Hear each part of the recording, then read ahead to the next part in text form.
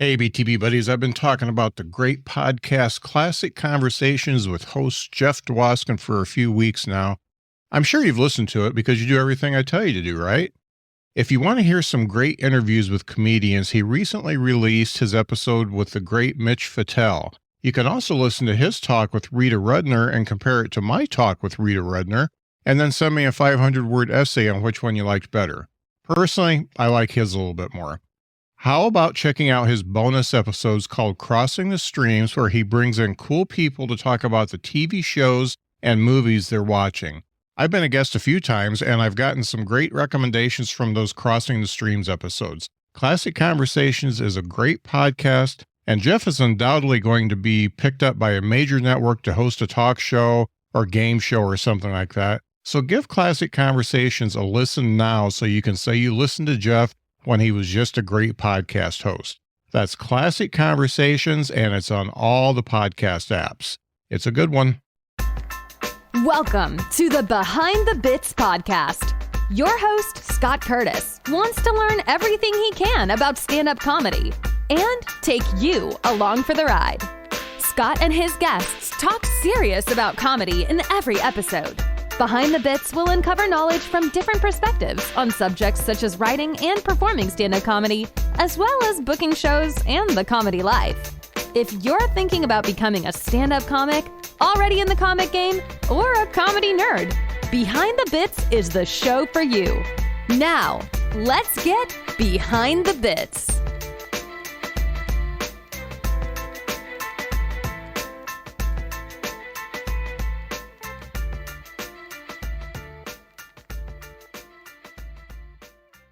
Well, I've got Matt Ruby on today, and Matt is a comedian, writer, and filmmaker from New York City. You may have seen him on Comedy Central, MTV, NBC, and Fox. In his latest special, which is fantastic, Substance, is called Substance on YouTube. He performs 4 sets in 4 nights. 1 high on the pot, 1 drunk, 1 sober, and 1 high on the shrooms. I discovered Matt, though. I've been to his newsletter, the Rubes letter, for, 3 or 4 years now, where he writes about comedy, writing, and life. It's a great newsletter. Must read for anybody who wants to learn about comedy and how comedians think. I'm going to bring him out right now. It's Matt Ruby. Matt.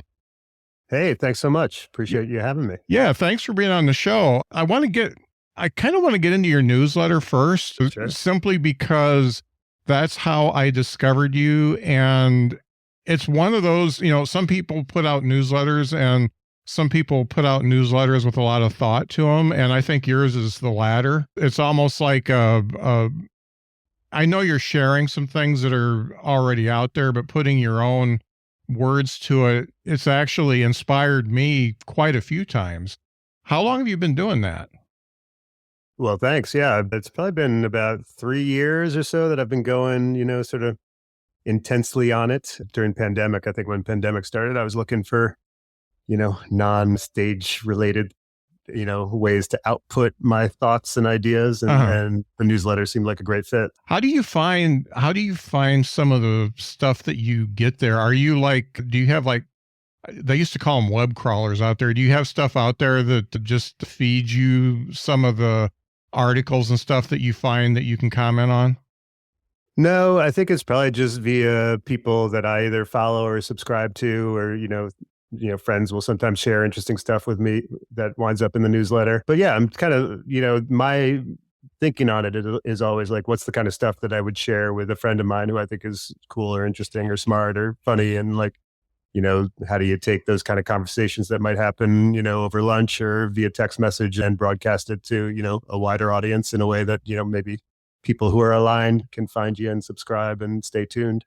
Yeah, it's really good. There was one that came out, it was maybe 3 or 4 weeks ago, that really spoke to me because I didn't start comedy until I was 52. And I felt like by the way I look and by my age that I should be a clean comedian. And you posted one, and there was a clip of Bill Burr talking about how, leaning into the clean comedy can actually be disingenuous and make you worse on stage because you're not being yourself. And I've decided since then, and I moved from South Bend, Indiana down to Huntsville. And when you're making changes like that, you kind of look at everything in your life. And I was looking at my comedy, and I'm like, yeah, I know I'm okay, but I'm just not being the person I want to be up there. So I've changed. And it's not like I'm out there, saying fuck and cunt like a million times. I just am leading into more what I am. And, I cuss a lot as a regular person. And I also have viewpoints that are a little different than a PG-13. That one was one I actually, because I think there was video attached to it, and I watched it a couple times. And I'm like, yeah, okay, I'm doing the right thing here. Yeah, I mean, I think it's about being authentic. If you can unify who you are on stage and off stage as much as possible, I think the audience can kind of smell that authenticity. So if you're someone who doesn't curse at all, and then you're on stage trying to like hump the stool and do all that kind of stuff, it'll seem misaligned. But like same the opposite way, if you curse all the time and then you come out and try to be squeaky clean, and I think it's just kind of weird in general if you're like that. And it's be who you really are as much as possible. I think with stand-up anyways is the ideal. I mean, obviously we exaggerate and you're maybe a more cartoonish version of yourself, but yeah, it should still be based in whatever the real version of you is, I think. Yeah, for sure. So in doing a newsletter like this, because I subscribe to quite a few of them, what if a comedian was to do this, this is kind of a teaching show about comedy. If a comedian was to do something like this and they put it out, weekly, bi-monthly, monthly, or whatever, since you've been doing it for as long as you have, what type of results do you get from that as far as like an expanded fan base or fans that interact with you more? What are the benefits you reap from a newsletter like that?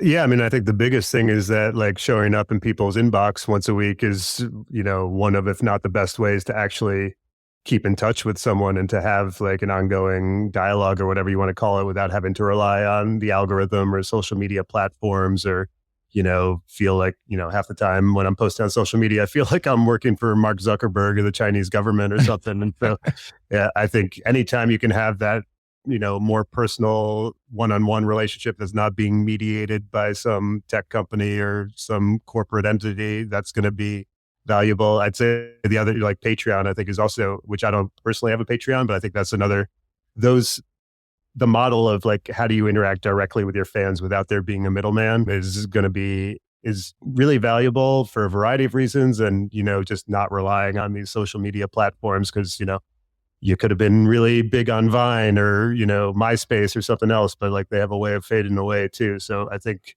to me, that's the biggest thing. And also I think it's more of an ongoing dialogue, as opposed to social media where you're constantly showing up in front of random people. I feel like with the newsletter, I'm having a conversation with the people who subscribe and they kind of know me or get to know me over time. And it's like, there's context built in. And, I'm just a fan of that as far as as opposed to like, being, some brand new thing that no one knows who the hell you are. And then all of a sudden you're talking about like death or psychedelics or meditation or, dating or whatever other weird stuff, might come out of you. And they're like, I don't even know who you are. It's nice to have that built-in context. It's almost like doing an hour of stand-up versus doing 10 minutes. You can go different places with an audience because they get to know you. I'd say there's something similar with the whole newsletter approach of like people get to know you over time and you can kind of go on a ride with them. Yeah.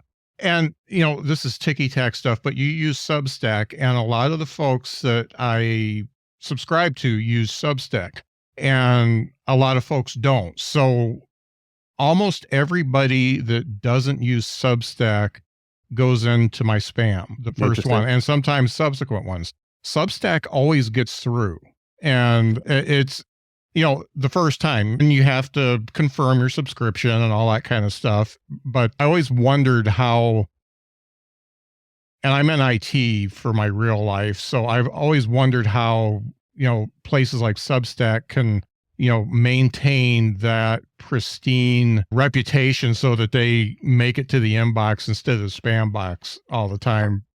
Yeah, I mean, I don't know how the spam gods work specifically, but it maybe because you accepted, that originally some Substacks, and then like it just is like, oh, he's okay with Substack stuff moving forward. But also I do feel like in general, Substack is pretty on the ball about like navigating stuff like that. And like the back end is very easy to use. And, they have this whole recommendation sort of system within the platform. And seems like they're pretty on the ball in general. There's also, they make money when you make money. The incentives are aligned for them to, get you in front of as many people as possible. Yeah, for sure. Let's dig into the special now, because I know that, first of all, it was a lot of work to put that together, because you're not just filming an hour, you're filming over an hour and several different shows. What was the idea behind it to get you started on doing this? What prompted you to do this with the 4 different mats out there?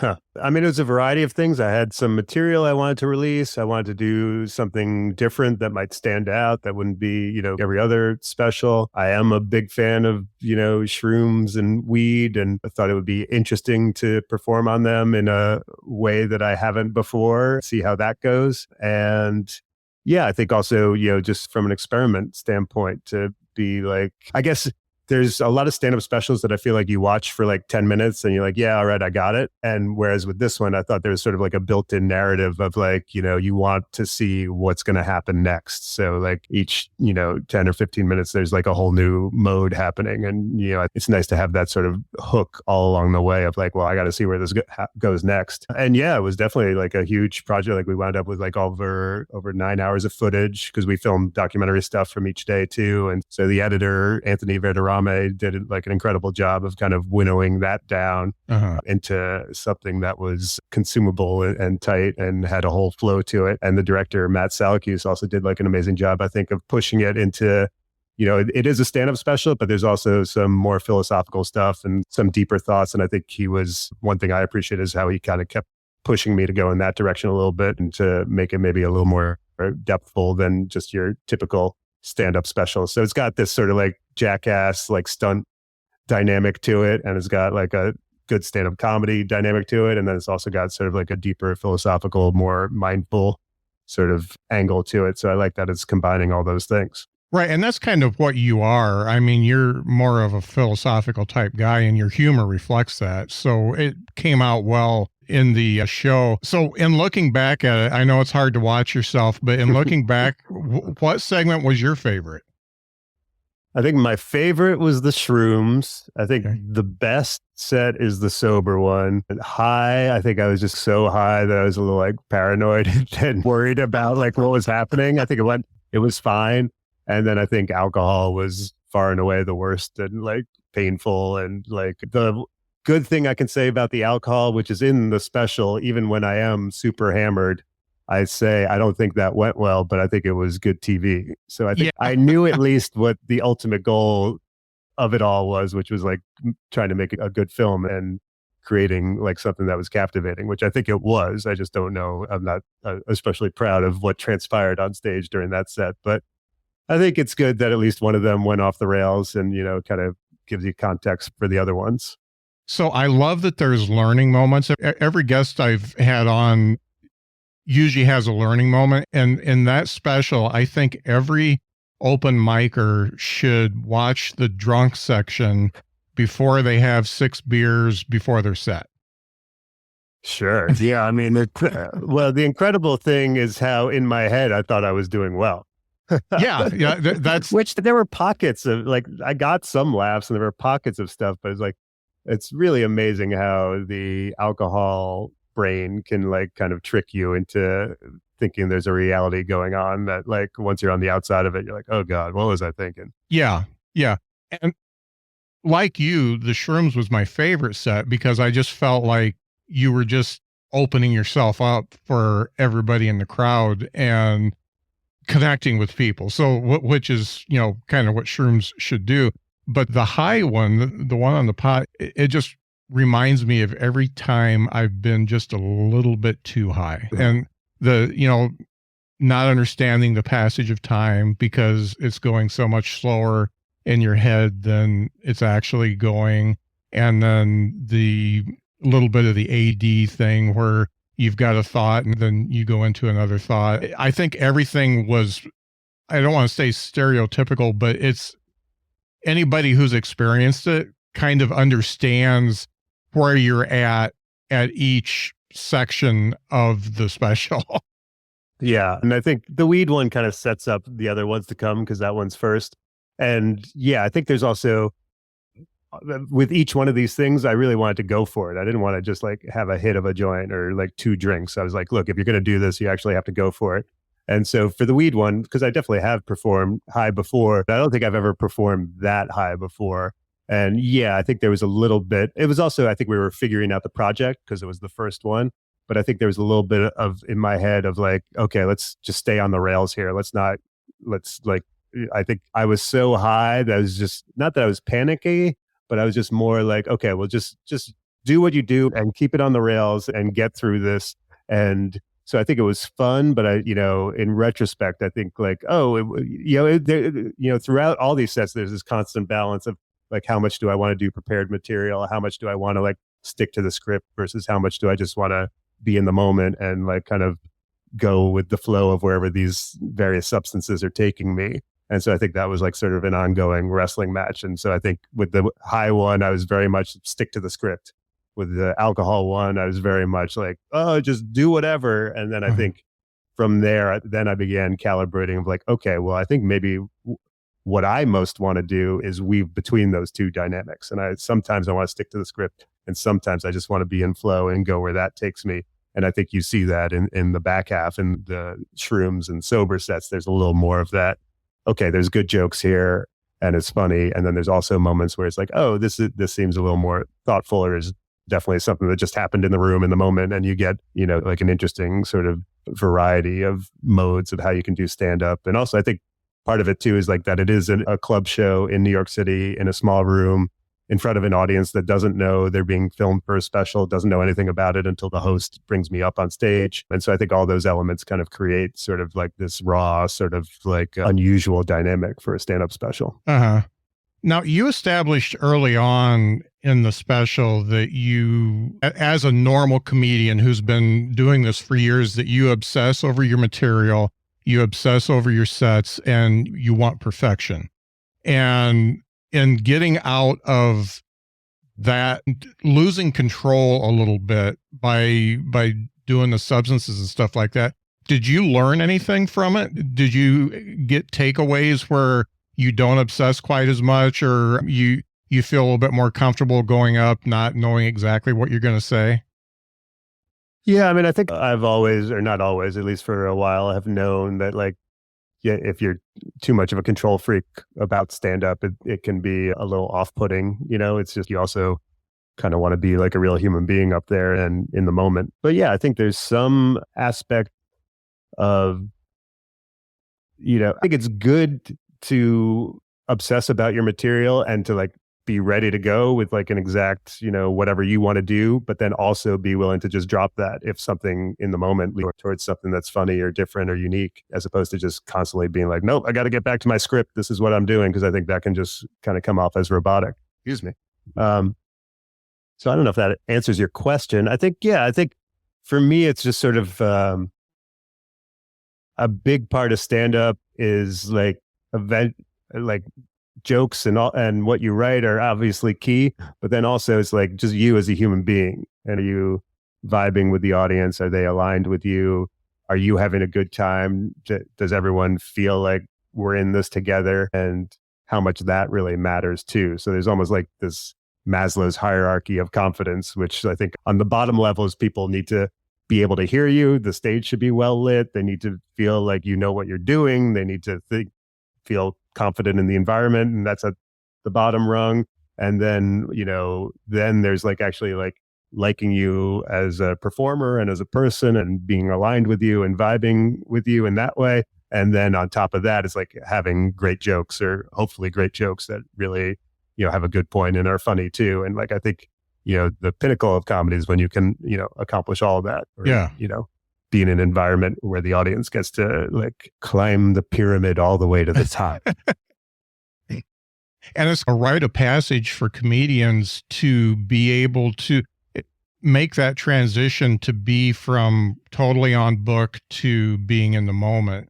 And it's a learned thing. You have to do a stage time in order to get there. It's not something you can take a class or watch a video or something like that. And it seems to come at different points for a lot of comedians, but the ones that can, it's not necessarily improv, but be in the moment. If something happens in the audience, they can work with it. Or if a certain line of jokes is not going the way they should, you can comment on it and make a joke about that and stuff like that. And it just seems like you have to put the time in order to get to that place. And there's no substitute for actually performing to get better at being a performer. Yeah, I think a lot of newer comics make a mistake of thinking that's the way to go. And like, yeah, I think it's, I don't know, the analogies I think of, I'm not comparing myself to Miles Davis in any way, but like, I think if you want to be like Miles Davis, you need to first know how to play scales and play in a traditional sense before you start trying to break all the rules and go fusion stuff. Or maybe in figure skating, you got to learn, or basketball, you got to learn the fundamentals before you can, turn into like, you're doing a triple sow cow or being Steph Curry or whatever the right analogy is here. I think you get it. But like, yeah, I think, also a lot of comedians who seem like they're just winging it or in the moment are actually doing stuff that they've written and just making it seem natural. And so I think you got to factor that in too. So I think, yeah, it can be a bad path for people who think like, I'm just going to go on stage and wing it and we'll see what happens. And like, to me, it's be open to moments like that and be willing to follow interesting stuff that does arise, but also, the foundation of being a great stand-up, I think, is having good material and jokes that you prepared and a point of view and stuff that you want to say and stuff that gets laughs that, you're honing. And so I think, the ideal is to kind of bring all that together. Yeah. And you're really preparing yourself for like 3 different scenarios. Everything's going to go great. Everything's going to go terrible, or you're just going to be right in the middle and you want to break out of that. You want to get it to great. And those scenarios, first of all, you have to realize that they're there, that you're not going to resonate with every audience out there. And you're not going to get that one person that starts the whole laugh train going or something like that. But you have to, you have, like you said, you have to have the material ready in order to be that person on stage and then get the performance right to match it. It's almost like equations to get everything right on stage and be a decent comedian. Yeah. I mean, and also it's like you can overthink this stuff. I mean, just keep getting up, and over time, the audience teaches you what's right for you, what resonates, with your onstage persona and gets laughs. And I think you just keep following that. Like, that's the nice thing about stand-up is we have this sort of obvious measurement of success. That's, like, when you're doing well and when you're not. Yeah. So it's just keep doing it and keep trying to steer towards the doing well and away from the not. Yeah. Yeah. So what got you into performing stand-up in the first place? Because you seem like a guy who could have done a lot of different things. Done a lot of different things. So yeah, I really wanted to tell the truth. And I realized comedians got away with it more than anyone else. So that kind of fascinated me. And then I moved to New York, and there was all kinds of like interesting, cool, like comedy shows going on in the East Village where I was living. And so checking those out kind of put the bug in me. And then I tried it. And then it was like a rabbit hole that I fell into. I feel like it's like ivy that just, it's just one vine growing up a wall. And then all of a sudden you look back a couple of years and the entire wall is covered in ivy. And then you're like, wait, I think I am ivy now. But yeah, I think, I love, it comes out in the special a little bit. I think there's also, as we, excuse me, as we become more and more glued to our phones and online life, I think there's more and more value to, what stand-up provides, which is like people in a room together, not looking at their phones and like listening and laughing and being joined together. And I think, that's a big appeal to me versus, like I also like writing, but sometimes that's just staring at a screen for hours upon hours. So like, I think just the humanity of stand-up is something that I gravitate to, and it's fun. I mean, when you're, I think I've got stuff that I want to say. I like making people laugh. And if I can do all that and everyone's happy and I'm getting paid, then I feel like it's what could be better. Do you feel like there's more of a demand for in-person stand-up comedy than like years ago? Is that what you mean? Let's say pre-pandemic. I think, yes, I think pandemic, people were just pent up and want to go out and be around other people. I think that's definitely something that's been going on. I also think, I feel like it's cliche to comedians talking about cancel culture is like a tiresome conversation, but I do think there's some element of the more everywhere else in the world feels like an HR department, the more valuable stand-up comedy and a stage in a room where people can say anything becomes, just from a supply and demand standpoint. And I think there's a lot of fear for like speaking, completely openly in other areas of life. So then when people can go to like a comedy club and hear, someone say shit that they could never say at work, I think there's definitely some appeal to that. Yeah. And when you talk about social media, it seems like comedians are using social media more than ever. And yet people who are on social media are trying to turn it off more. I don't think it's working though. Yeah, I know. A lot of people I talk to, and there is absolutely no substitute. So if you watch a TikTok or a reel or whatever of you doing 30 seconds of hilarious stuff, there's no substitute of that, as opposed to being in the club and seeing the whole set. There's no comparison between the two. And I'm hoping that audiences realize that what they're seeing is like the commercial for Matt Ruby that makes them want to go to the show. And that's what I hope happens. Yeah, I think you got to view it more as like a discovery tool for like people who would never find out about you being able to discover you, or a lot of people don't go to comedy clubs or comedy shows, or at least not regularly. So like people who might not show up can have a window into what you do. And then, I think, I think it's Andrew Schultz, I heard use this analogy, which stuck with me, which is basically like, and I'm paraphrasing now, but like what you want is for everyone to come sit in your living room, but like what you've got to do is just keep putting up windows all over the place that lets them climb in. So every podcast you do, every social media clip you post, every like thing you put on YouTube is another way that it's another window that someone can like look in and see what you're doing and decide if they want to come in and get more. So I think I just try to view it that way. But yeah, certainly I'd much rather someone comes, experiences, a live set where I'm performing, as opposed to just some 30-second clip online. But sometimes you got to go where the eyeballs are. Yeah, no doubt. And it's just like music. I mean, there's no comparison between listening to an album and seeing them live. I love live shows, and I only listen to the album so I can get ready for the live show, so that's exactly the same. So being in New York, there's like 30 million comics in New York right now? Feels like it. Yeah. So first of all, do you feel like stand-up comedy? With one of the best savings rates in America, banking with Capital One is the easiest decision in the history of decisions. Even easier than choosing Slash to be in your band. Next up for lead guitar. You're in. Cool. Yep, even easier than that. And with no fees or minimums on checking and savings accounts, is it even a decision?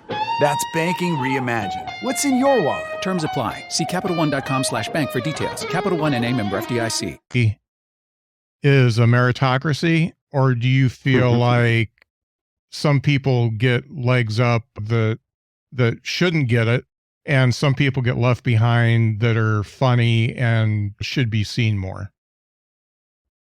I mean, I think short run, sure. Like, I don't think it's always a meritocracy. I think, especially if you're talking about industry stuff, a lot of times they're thinking more like a casting agent than they are a stand-up comedy critic thing. But I think over the long haul, like, quality does win out. I think people notice if, for a long period of time, you're doing sustained good work. It just like there might not be a lot of shortcuts. And there definitely are really funny people who wind up not succeeding, or, for whatever reason. And I think the longer you do it, the more you realize how much it's not just being funny, it's also being professional. How much of it is like how hard you work. Nowadays, I think the equation has shifted to a lot of, podcasting and, posting clips to social media. And, it almost feels like that's half the job now is being like a social media agency that's working for yourself or something. I think overall fairly a meritocracy, but also you can get lost. And I think hard work sustained over an extended period of time is probably the most important ingredient. I think it was Mike Birbiglia I heard say once, like, you'll get everything that you deserve. It'll just happen 7 years later than you think it should. That's very accurate. Yeah, I definitely like that quote. So have you ever written for anybody else? Have you ever like ghost written for comedians or anything like that? No, I mean, I've written like video content and stuff where I've cast comedians who have acted out stuff, but I've never actually written stand-up material for anyone else other than like, occasionally give people an idea for a tag or something like that. Talking about that. So I've been participating in writers' workshops, and it's been very eye-opening because you get so into a joke that you got blinders on and you can't see where it could go, or if it's just not funny, if it just isn't going to work. Do you have like a group of people that you can trust that you bounce jokes off of? Yeah, sometimes not as much as I used to, but like a writing session where, meet up with another comic for like, coffee or something before a show and run over ideas for bits. That can be helpful. Definitely have people who all send a text message, is this something, and throw out an idea. But yeah, like also you never like all that stuff is like, you never really know until you start doing it in front of crowds. So I feel like, if you've got an idea, the quicker you get it to the stage to see if it's really got legs, the better off you'll be. Because like if you start falling in love with your masterpiece joke idea without ever telling it to people, you're frequently in for a rude awakening, which is the part that you thought was hilarious they don't care about. And often like, there's some throwaway line and they're like, oh, that's the funny part. And you're like, really? I didn't even know. But like, I think that's part of what's cool about stand-up is like the audience is kind of teaching you all along. You have a lot of theories and then the audience is teaching you, that theory, you're onto something. And that theory, no, you really have no idea what you're talking about.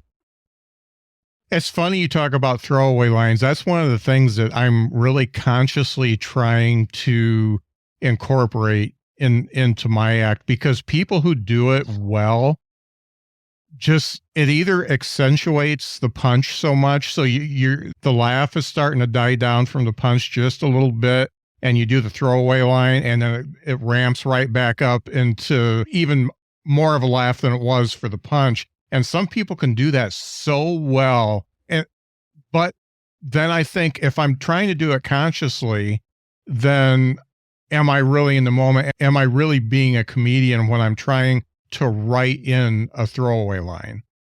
I mean, well, what do you do? How are you defining a throwaway line? Because what you just said, sounds to me like just like a tag to a punchline in a way. Why would that be a throwaway? I guess would be my question. Yeah, my favorite throwaway lines are really kind of at the end of a joke. So it's like, this lady ran into me with her grocery cart, and I don't even have a punchline here, and everything went bad, and throwaway line is, I forgot beans or something like that. Just something at the end of it that just, they're already laughing, and then you throw that in and it just propels the laughter forward. I mean, that sounds like a good tag to me. To me, it's if it's getting laughs, I don't see it as a throwaway line. Yeah. I think it's like, yeah, if it's working, and keep doing it. Yeah.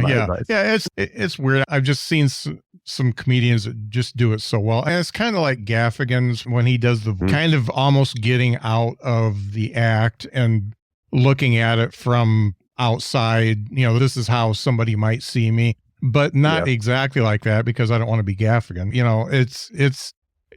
I don't want to be a lookalike or a sound-alike a Gaffigan, but yeah, it's just something I've been working on. And like you, I obsess over stuff, and I'm always like, okay, what can I put in here? What can I do to make this extra?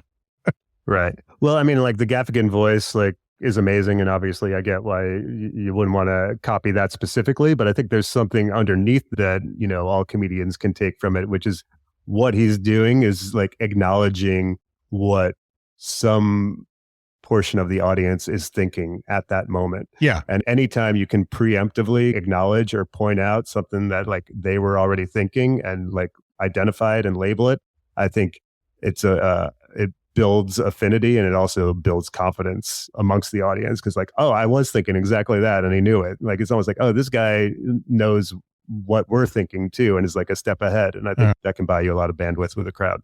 Yeah. How close have you ever been to quitting? Are you trying to tell me something? Is there no, I think you're probably the 145th comedian I've talked to, and almost everybody either during the interview or before or after the interview, they tell me a story of when they almost quit.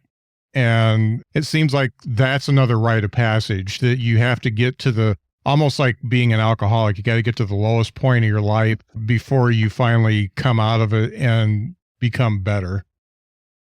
Yeah, I don't know. I feel like I've never been like, I never want to do stand-up again. I guess I feel like that's never really happened to me. I feel like there's been moments where I've been like, oh, maybe I need to, branch out more into like, filmmaking stuff or video production or, writing or things, besides just focusing on stand-up, which has probably been like helpful on some level in the long run. But like, yeah, to me, it's sort of, I don't know, doing stand-up almost feels like a lifestyle or a worldview. I like it, to me, it'd be akin to asking like, are you ready to stop seeing the world the way you see it? And like, I don't know, I like seeing the world through the eyes of a comedian. I think it gives you, like, every conversation has a purpose. Every observation has a potential reward, that there's like this constant sort of engagement with the universe in a way that's like, what's interesting here? What's surprising about that? What can I do with this idea that might lead to laughter? And I think that's like just an interesting problem to be trying to solve all the time.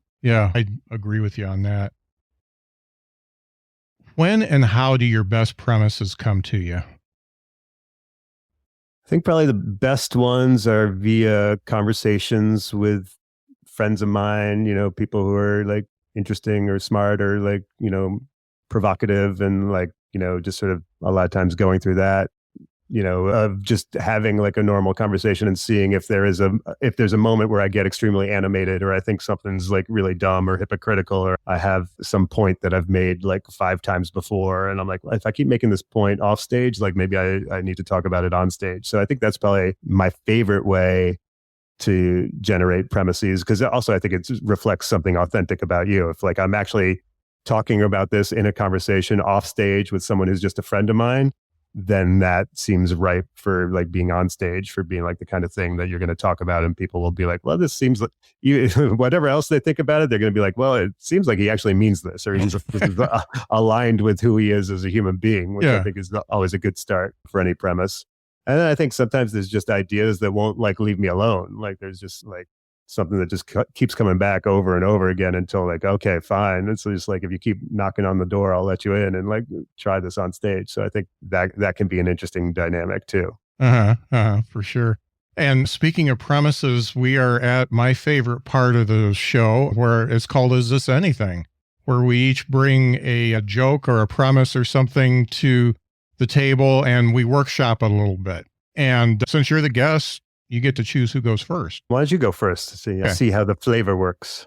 So I called an audible. I had one ready to go, and I called an audible because I watched part of your show today before we did this. And I think this one might resonate with you a little bit. So this one it's a pot joke, and I don't have it written down, so I'm trying to go from memory. I've done this on stage, but I rewrote it in my head that I think's better. So, you kids, the world may not be as good as you want it, but I tell you one thing that is fantastic for you kids is weed, because they have made weed so good now. You've got hybrids, you got weed that can make you feel energized, you got weed that can help you go to sleep. You've got everything that you could want in the world of weed. And, when I was a kid, we only had 2 kinds of weed. It was mostly seeds and mostly stems. But there's one thing that the weed scientists need to dial in, and that is to make edibles predictable. Because when I take an edible before going to a party so that my anxiety is lowered, I always end up asleep on the dog bed and don't talk to anybody. And yet, when I take an edible, when I just want to get some sleep, I end up at 2:00 in the morning rearranging everything in my refrigerator by the way it sounds when I chew it. And Okay. that's a very bad telling of it, but making edibles predictable is kind of the add-on there. And that's really the main focus of the joke. So tell me what you think. Cool. Yeah. I mean, I think overall it's a little bit wordy, so I definitely like try to trim it down as much as you can. I think just like the seeds and stems was to me the first thing that sounds like a pop. So I would try to get to some pop as quickly as possible, being like, yeah, you kids, you have like 40 different kinds of weed now. It's amazing. When I was coming up, we only had 2 kinds, seeds and stems. Yeah. You know, right there, get something quick that's sort of setting it up. And then, yeah, I think definitely a relatable thing of edibles and people not being able to predict them. So I think you'll get some, reaction of understanding from a crowd on that. And then I think it's just more like explain an example of what happened to you when you took an edible that you couldn't predict and acting that out and, sort of demonstrating it. And the more you can kind of like really get into character, perform what happened to you and what that was like. And then the chewing thing I think is funny just for the specificity, but like then I think you got to get into as a line in and of itself. I don't think it'll necessarily get a huge laugh, but then you got to get into like, okay, what does each one of these items sound like when you chew it? Okay. What's the order that you're putting them in? Like bring us into your mindset when you're high on edibles and rearranging your fridge this way. And let's get into that because it sounds pretty hilarious to like actually find out how you're trying to alphabetize things in your fridge or however you want to call that. Yeah, I was actually thinking about that, doing more of an act out and getting, starting with the celery, of course, because that makes the loudest crunch. And, the last thing is obviously the salad dressing because can't chew it. And, there you go. Stuff like that. Good. Yeah, good. yeah. Or 2 that's, then you have to decide between, I don't know, rice and granola, or I don't know, any better example, but like when you really start getting into a debate in your own head when you're high and then you just wind up eating everything in the fridge to solve the problem. Like I just ate them both and then I didn't have to worry about it, something like that. But yeah, and also I think, edibles are out of hand and like people get messed up on edibles is like not a, wildly like unique premise. So I feel like the more you get into something that's about you and that only you could say, the better the bit will be. Yeah. So that's why like I got so high on these edibles and I didn't expect to. I feel like I've heard bits like that before. I decided to rearrange every item in my fridge according to how it crunches. Now that's something that only you would say on stage. So like, that to me is like, there's value in that. Yeah. And I was thinking about actually, finding something in there that's been in there for 2 years and then trying to figure out my whole life. How many other things do I have laying around that I don't need? Go down a total rabbit hole like you do, when you're a little bit too far gone. Totally. I mean, I think if you're rearranging the fridge while stoned, it definitely has to end with you just eating stuff. Yeah. Seems like the logical conclusion. Yeah, no doubt. Okay. Well, thank you. What you got for me? Well, this is kind of a good example of a premise that's just been like over time keeps coming back to me and I'm still not sure exactly what to do with it, but I feel like basically like when I'm flying or buying flights, it says I'm at war with myself. Basically every time I have to travel somewhere, it's like 2 months in advance and I'm like, oh yeah, I'll take a 6 a.m. flight if it saves me $12. That's totally worth it. And then 2 months goes by and my alarm goes off. I'm like, I would pay $1,500 to snooze right now. I can't believe 2 months ago me did this to today me. And that in and of itself is like gets like pop. There's something there, but like it needs more. And I think the more, I'm not sure how or why, but is that I'm in a war with myself. That 2 months ago me is in a battle with today me. Two months ago is me is like, whatever, I saved you money, you're broke, you kind of need that. And today me is like, I also need sleep and you need to stop like trying to be my mother about this shit. And like, well, maybe the problem is your mother. Like we have the same mother. What are we even arguing about? It's kind of, the more I can get into like explaining or articulating or acting out some sort of this battle between, current me and future me, I think that's where the meat is, but I'm not sure exactly where to go with it. So I relate to that 100% because I've done it and the 6 a.m. flights just suck. And, you could maybe go into, okay, I saved $12, but I spent $57 to upgrade my seat so I could stretch out and sleep a little bit. But then getting the whole inner battle between the two selves, I think you you've really got something there because, there's cheapskate Matt that just wanted to save some money because he wanted to be able to pay for his Netflix or whatever. And then there's the older and wiser Matt that's like, you could have done a 9:00 flight. And yeah, I like it. It resonated with me immediately. Yeah, I think the original premise is definitely like relatable. I think it's like one of these like, okay, where else in my life am I like this? Where else does this happen? It's another scenario where these two sides of myself are in conflict. And so I think that's something I'm still exploring with it. But yeah, I think you're onto something also with you saved $12, but then you had to take a taxi instead of the train to the airport, and that cost you $60. So like, we've lost $48 via your attempt to save money. So thanks a lot. Yeah. And you could really go down the whole financial rabbit hole of every financial mistake you've made too. Oh God, do we have time on stage? Like, that could be my whole next special. Financial mistakes I've made. When you invested in Jolt Cola or something like that. Oh, I miss Jolt. They were onto something. They would probably come back. Yep, all the sugar and twice the caffeine, baby. I knew somebody that invested in it, and she just lost. She's invested a lot, and she lost. She was ahead of her time. She was ahead of her time. Yeah, then all the Monsters and Red Bulls come up, and yeah, it's funny. So I'm losing my train of thought, and I did not have an edible. Yeah, it was just a long day. When you think about the comedians, especially in your area, you get to see so many of them. When you see one that has spark, you see the open mics and stuff like that, and you see that person that has, that there's something there. What advice would you give? Say you saw somebody tonight and they were raw, they were diamond in the rough, and you saw something. What advice would you give to that person in order to get them better quicker? I mean, there's the obvious stuff, which is just, perform all the time, get up as much as you can. I think performing in different environments, don't just be at like the same place all the time. Like try to get on the road, try to do urban rooms, try to do like, hipster rooms, try to do comedy clubs where there are tourists, try like the more you kind of have different groups that you're testing material on, the better off you'll be.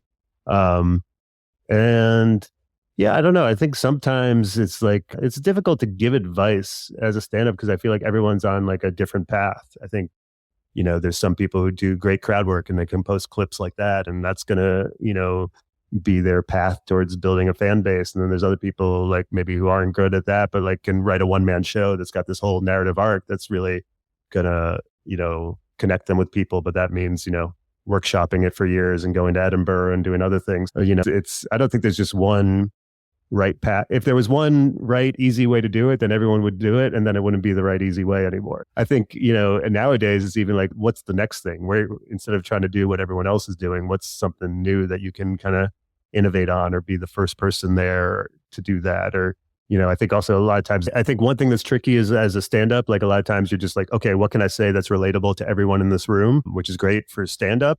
But then like a lot of times what works online, if you're trying to, build an audience that way, the more you're a niche person who's like really into May or candles or some, sort of obscure topic, that can actually really work well online. I think that's something to think about too, of like, okay, are you like a huge soccer fan? Are you a huge, do you work in the tech world and have all kinds of insight into like apps or something like that? And sort of be like, for your online stuff, maybe there's a way to kind of hone that and be like, okay, you're the funny person in blank, and try to, I think that can be a path that I've seen people who are funny comedians, but maybe getting lost in the shuffle, in other areas. That's the way that they can kind of build a fan base online. Do you think that all forms of stand-up comedy are valid as long as the audience laughs? Yeah, I mean, who am I to say like what you're doing is invalid? It's like I like on some level it might start veering more into performance art. I'm thinking of like Andy Kaufman or something like this. Sometimes I'll be like, I'm not sure this is stand up anymore. Feels like more like performance art or something like that. But like I don't know if that makes it less valid in any way. I think it's just, are you doing what you want to do, and are you getting the reaction from the crowd that you want to get? And the answer to both those are yes, then, good for you. So this came up in another podcast I listened to, and the question that was posed was, if you can kill in rooms all across the country, are you a great comic? And the discussion went a couple different ways. On paper, yeah, you're making people laugh, but are you doing the same act every single room? Are you growing? Are you becoming a better version of yourself while you're on stage, or are you just doing the same bits everywhere you go?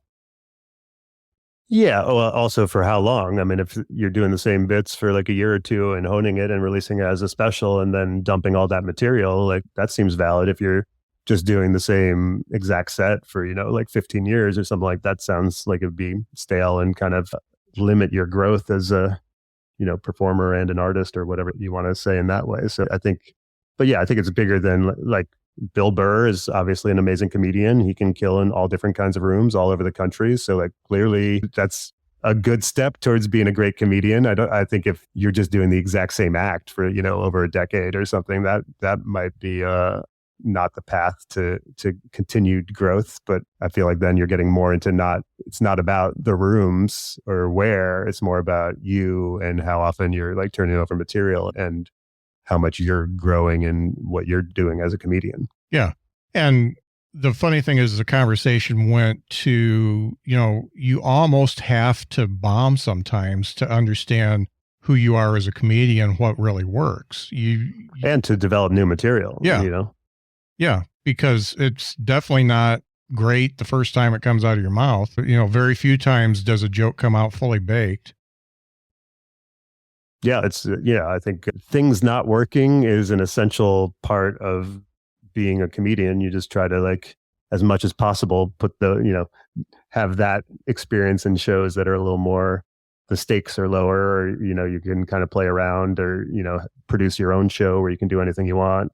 And then, when you are trying to impress people or performing at a club that's where everyone else is operating at a high level, that you're able to bring your A game and really kill. Last question. Did you watch Maron's special on HBO? I haven't seen it yet, but it's on my list. I definitely want to. Yeah, I've heard good things about it. It's for sure. I'm like exactly his age, and it's fantastic. It's heartbreaking. It's all of it at the same time. And I saw him in, where was it? Grand Rapids, like right before the pandemic, when he was working on the previous special. It was on Netflix. And I saw that whole thing before he put it out, and that was great too. But this one was it was a gut punch. It was so good. Cool. No, I'm looking forward to watching it. It's definitely, I've been hearing about it, and I think these days there's so many stand-up specials coming out that, like, just when you hear about it from multiple sources and people are buzzing about it, that's obviously a good sign. So yeah, I'm looking forward to it. Well, I tell you what, it was great getting to know you, and I'm a big fan. Ever since I subscribed to the Rube's letter and then seeing this special, I've watched it a few times, and I really like what you did with it, and I like where you're going. So appreciate you being on the podcast. Oh, well, thanks so much. And thanks for the kind words and paying attention. I appreciate it. Yeah. And where can folks find you if they want to find you on the interwebs? All right, let's get into it. MattRubyComedy.com. It's a good starting point. My new special is Substance. It's on YouTube. So youtube.com/MattRuby. Watch Substance. I have a special before that called Feels Like Matt Ruby. That's also there. The newsletter that you mentioned, the Rube's letter, is at mattruby.substack.com. I also have another newsletter, since this is a comedy-based pod. It's called Funny How, which talks a lot about, like, the art of stand-up comedy and just quotes people like Bill Burr and Chris and comedy legends about, like, kind of advice on doing stand-up. And yeah, I guess that's it. I'm on all the social media platforms, and I post clips all the time. And yeah, just go to mattrubycomedy.com is probably, like, the easiest way to find out what I'm up to. Excellent. Do you feel like Instagram? I've been trying to pay more attention to it lately, and in the past 6 months, and really ramped up what I'm doing there. Yeah, I think that's a good spot to, especially, if you're just more into the clips and that kind of stuff. Yeah. Whereas, obviously I like writing too, but, I think you got to meet people where they're at. Some people don't want to read a 10-minute newsletter. They just want a 30-second funny clip. So I try to cover my bases. But yeah, I mean, Instagram is probably the platform that I enjoy consuming the most. So for whatever that's worth, trying to be in the mix. I'm the same. And it's just funny that I've been purposely looking for stuff from you, but every time I open Instagram, it's you first, almost every time. Nice. Yeah. So it's working. Take that, Joe Rogan. Yeah, the algorithm's working. Well, thanks so much for doing this. It was really great getting to know you. Awesome. Thank you for having me. I really appreciate it.